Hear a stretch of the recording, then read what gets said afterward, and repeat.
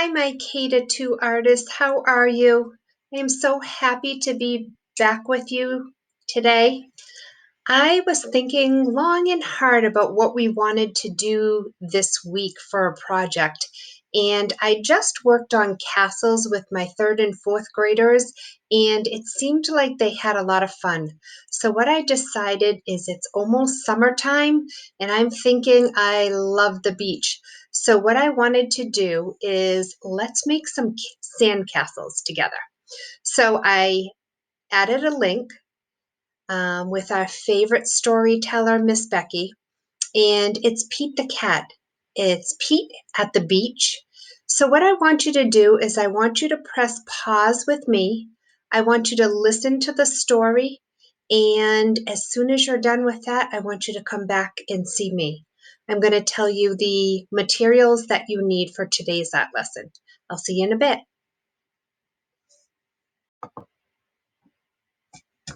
Did you all enjoy the story? I loved when Miss Becky was reading the story, how the seagulls were chirping in the background. It made me kind of feel like I was at the beach with Pete the cat. So, what I wanted to do today is I wanted to tell you that you're in charge of what media you're going to use this week. So, if you have a favorite media and you want to use it, today's the day. So, I'd like you to grab a big piece of paper, and I'm going to use a marker because I feel that you can see it the best, but you choose if you want to use marker or if you want to use crayon, or after, if you draw with crayon, you want to add some watercolor. You're the artist. You grab the things that you want and meet me back here. So push pause and then come back when you're ready. How'd you do? I can't wait to see what media you chose for this project. So what I'm going to do today is I'm going to start you off.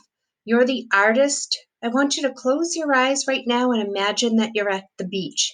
You have your sand pail, you have your shovel, and you are going to design an awesome sandcastle for everybody to walk by and look at.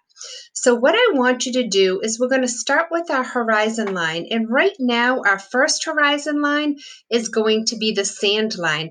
So I'm thinking that's going to be a little wavy. So I'm going to start near the bottom. I'm just going to make a little bit of a wavy line, not too bumpy, just a little bit of a wavy line on the bottom like that.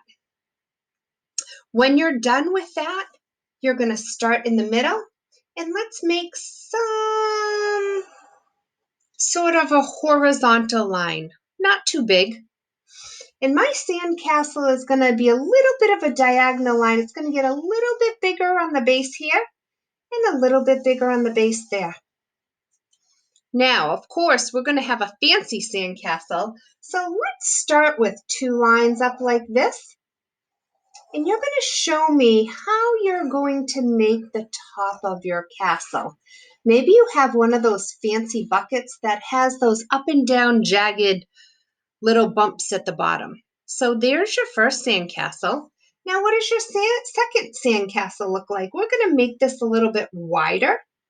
Is it going to come like this again? Is it going to have the same type of top on there? Are you going to use your imagination and think, well, maybe you found a straw? I'm going to make a little straw here. That's going to come out. And maybe you have some sort of a napkin blowing. What else? Well, let's see. I think we should carve out a door. What is your door going to look like? Is it big? Is it rounded? Is it square? You tell me.